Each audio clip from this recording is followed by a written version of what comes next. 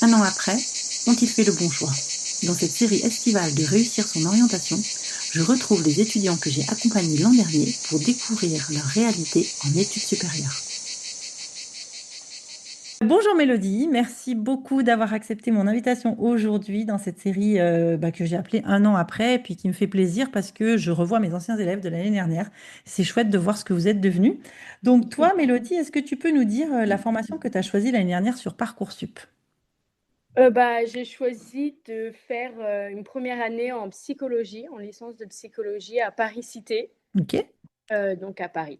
Ok. Et toi, l'année dernière, tu avais hésité avec quelle formation? Est-ce que tu t'en rappelles?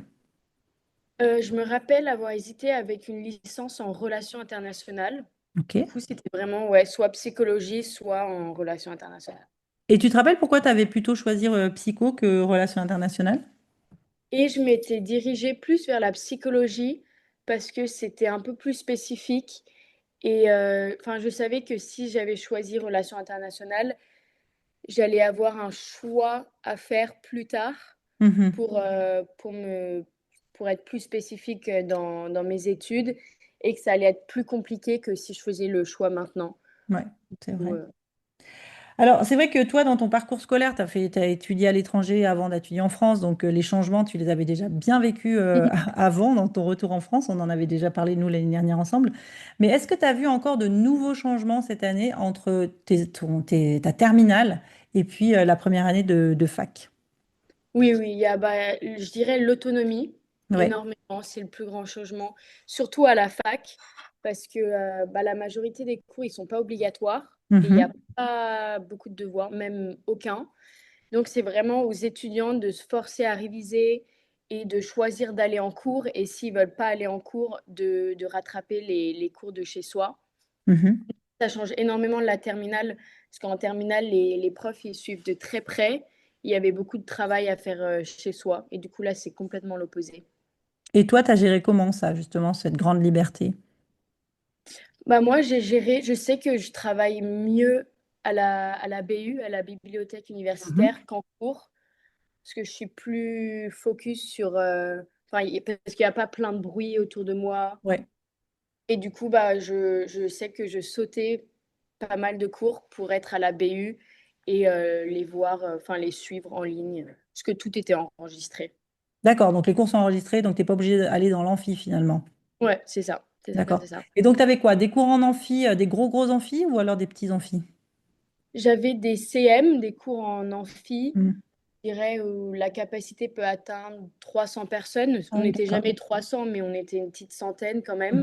Mhm, mhm, Et puis j'avais des TD où mhm. c'était en petits groupes dans une salle. Du coup, on était une vingtaine, trentaine, les mêmes effectifs qu'en terminale.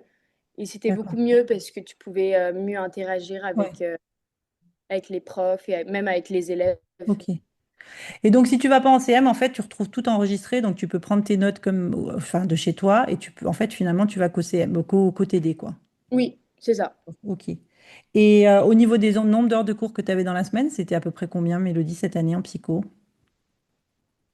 Grosso modo, hein, tu n'es pas obligé de me donner un nombre d'heures près. C'était pas beaucoup, c'était, ouais, je dirais environ 25. Ah, 25 heures, carrément, tu avais 25 heures entre les... Environ 25. Ah ouais, ça fait beaucoup quand même, tu vois, je pensais que c'était moins. Je pensais que tu avais moins Oui. d'heures de cours par semaine. Donc, on parle vraiment des heures de Ah, cours entre CM et TD, pas le nombre d'heures de cours que tu passes, pas le nombre d'heures que tu passes à la bibliothèque. Tu avais 25 heures en tout dans la semaine. oui, oui, Ah, c'est pas mal, tu vois, je pense. 25 heures de cours, ouais. D'accord, je... Entre 20 et 25. ok, 20 et d'accord, 25. ok. Qu'est-ce qui t'a beaucoup plu cette année dans ton année universitaire? Justement, je dirais cette autonomie qui, du coup, m'a permis de travailler n'importe où, n'importe quand. D'accord. Et aussi, majoritairement, en dehors de la fac, la ville, les amis que je me suis fait. Mhm. euh, et puis, Paris, c'est super pour les étudiants. Ouais, Du coup, j'ai adoré. J'ai toujours voulu vivre à Paris et là, ouais, ça a confirmé. ça a confirmé, c'est Et est-ce ça. qu'il y a des choses qui étaient plus compliquées, peut-être, des choses qui ont été un peu plus difficiles pour toi cette année? Je dirais particulièrement la manière d'enseigner Mhm. les CM, parce que les CM, c'est des cours magistraux qui sont enseignés dans un énorme amphithéâtre avec beaucoup de personnes. Mhm. Et je trouve que c'est compliqué de suivre le cours parce qu'il y a Ouais, beaucoup de bruit. L'enseignant va souvent assez vite. ouais, D'où ma préférence d'aller à la BU. Mais, voilà, je dirais. ok, Et surtout, les CM, c'est à peu près la moitié des cours. Du coup, c'est ouais, dommage que la moitié des cours soient assez compliqués à suivre. ouais, je comprends. Mais- Et au niveau pratique, logement, budget, tout ça, tu as réussi à gérer, tu as réussi à trouver un logement à Paris. Comment tu t'es organisé, toi, pour ça? Pour la première année, j'ai vraiment eu beaucoup de chance d'avoir de la famille à Paris, D'accord, particulièrement mon oncle qui avait une chambre libre pour moi, pas loin de la fac. ça c'est chouette. Du coup, ça, c'est vraiment chouette. Et ça m'a permis de découvrir la ville pour un peu savoir quel quartier Ouais, euh, habiter pour l'année prochaine ou même trouver des colocs. ouais. Et du coup, pour l'année qui suit, au début, je voulais faire une coloc avec une amie qui a fini par se trouver une autre option. Mhm. Mais j'ai aussi la chance d'avoir un grand-père qui possède un studio Ah bah trop bien. que je vais louer. D'accord. Ouais, du coup, ça m'a évité de chercher et de visiter les appartements. Donc pour cette question-là, c'est vrai que j'ai pas forcément d'astuces Oui, parce c'est que j'ai vrai. été Parce que tu extrêmement avais. Ouais, chanceuse ouais. Puis avec ma famille. ouais, c'est ça. Si tu as toute ta famille, c'est vrai qu'étudier dans une ville où on a de la famille, ça change vraiment, Oui, vraiment la donne. Ouais, tout à fait. ouais, ouais, c'est sûr. Ok, donc là, tu as fini tes examens. Tu penses que c'est bon? Tu vas valider ta première année, a priori?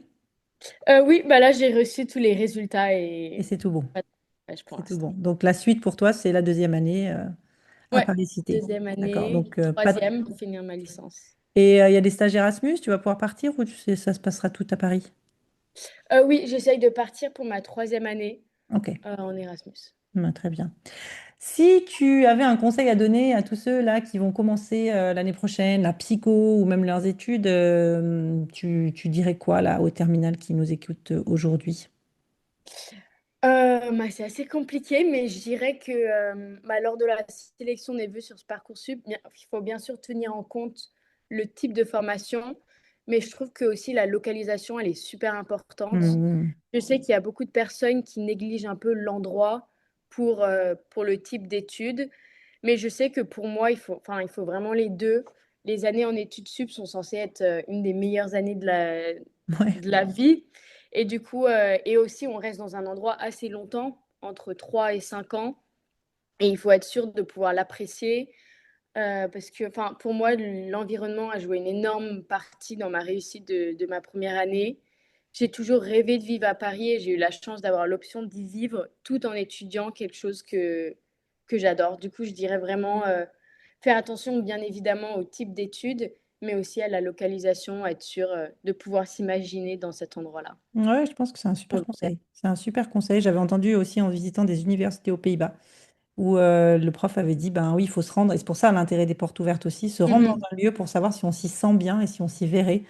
Parce que comme tu dis, le contenu, c'est important, mais 5 ans au même endroit, si c'est une ville qu'on déteste, où on se sent pas bien, ou un endroit où on se sent pas à l'aise, c'est long. Ouais. Écoute, Mélodie, merci beaucoup. Si il y a des personnes qui nous écoutent là, et puis, alors on va vite, hein, c'est pas l'objectif aujourd'hui de faire un épisode sur la psychologie, c'est juste plutôt pour voir comment ça se passe un an après. Mais si jamais j'ai des jeunes qui ont envie de te parler, je pourrais les mettre en contact avec toi, ça te va? Oui, bien sûr, avec Eh ben, plaisir. super. Eh ben, écoute, Mélodie, je te remercie. Et puis, voilà, on enregistre cet épisode au mois de juin, donc je te souhaite un très, très bel été. Au revoir. Merci beaucoup. Au revoir. Au revoir.